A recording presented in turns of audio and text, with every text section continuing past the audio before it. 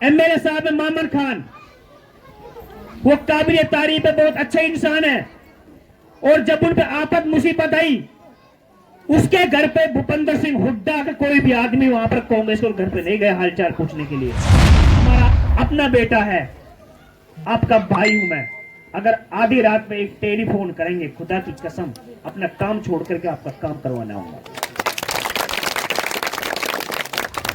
आपकी अपनी पहचान है, अगर इस पहचान को आप जिंदा रखेंगे तो एक एक वोट आपको सिर्फ और सिर्फ मेवा आर्मी के नाम पे देना।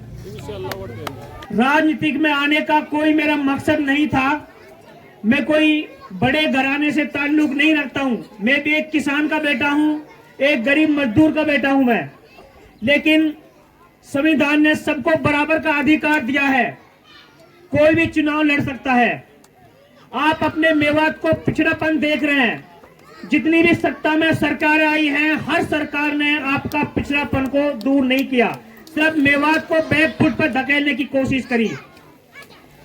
मेवा आर्मी संगठन द्वारा जब हमारी मीटिंग होती थी, मैं उनसे मना करता था कि राजनीतिक में अभी नहीं। जब हमारे साथी कहते थे कि बिना सियासत के संगठन अधूरा है, अगर मेवात की आवाज उठाते हैं तो आपको इलेक्शन लड़ना पड़ेगा। सबसे पहले आपको वहां पहुंचना पड़ेगा जहां से देश का कानून बनता है और बिगड़ता है। संसद के चुनाव से अगर आपका प्यार, अगर आपका सहयोग इसी प्रकार से रहा तो आने वाले टाइम पर इंशाल्लाह हम भी प्रॉपर तरीका से जो उम्मीदवारी आपके द्वारा 36 बिरादरी ने जताई है, और 36 बिरादरी का इलेक्शन है, कोई मेरा अकेले का इलेक्शन नहीं है। सभी मिलकर के लड़े तालमेल से, तभी जाकर के अल्लाह ने चाहे तो कामयाब होंगे।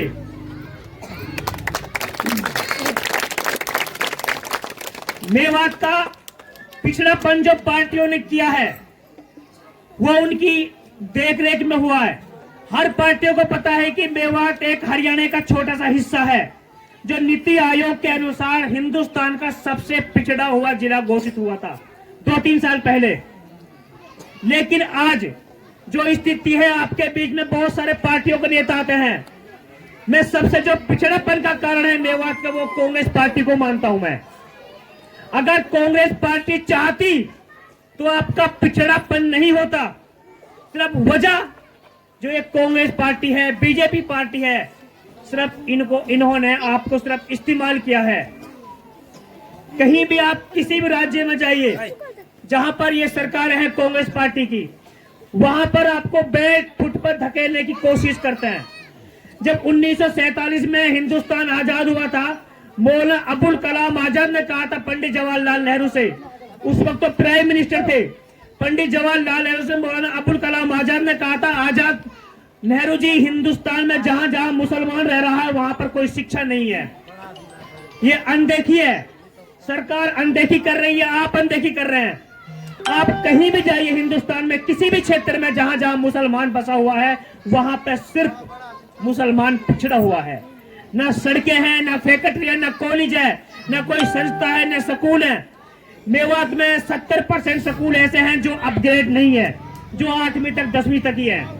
और जबकि 3-3 हजार के पॉपुलेशन गांव में 12वीं तक के स्कूल होने चाहिए थे, वो यहाँ पर नहीं है। अगर आप ऊपर की धरती में जाएंगे जहां पर 1-1 हजार की 2-2 हजार की पॉपुलेशन है, वहां पर आपको सीनियर सेकेंडरी स्कूल देखने को मिलेंगे। वजह, उन लोगों ने अपने इलाकों को चुना, उन लोगों ने यह समझा अगर मेवात के लोग पढ़ लिख जाएंगे तो हमसे सवाल पूछेंगे, अगर सवाल पूछेंगे तो हमारी जो सत्ता है वो ऊपर तक नहीं चल पाएगी।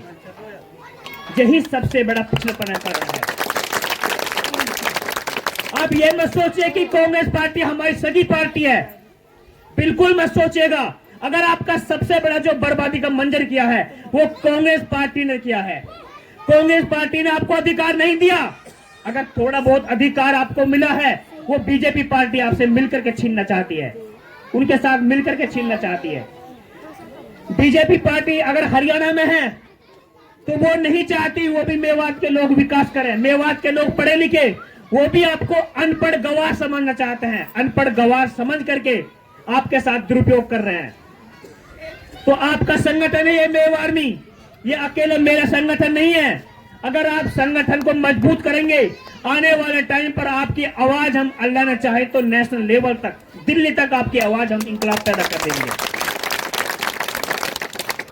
यही मेवाड़ आर्मी की ताकत से एक फरीदाबाद में मॉब लिंचिंग हुई थी, सेकुल नाम के बंदे को मार दिया गया था पुलिस के द्वारा। सबसे पहले जो उस मॉब लिंचिंग में हम गए थे, वहां पर धरना दिया था, उस भाई को इंसाफ दिलाने की कोशिश हमने की। फिर उसके बाद एक मॉब लिंचिंग सदनाम की हुई नंगर थाने में। नंगर थाने में खुद हमने एक प्रोटेस्ट किया था, 5 घंटे तक चला और भरतपुर के एसपी साहब आए। उन्होंने कहा था कि मेवाड़ आर्मी वालों ये धरना हटा लो, आप छानबीन चल रही है, मुलजिम को पकड़ लिया जाएगा। हमने कहा कि नहीं, अगर मुलजिम को अब पकड़ा तो ठीक है, अगर नहीं पकड़ा तो हम थाने के सामने टेंट गाड़ देंगे।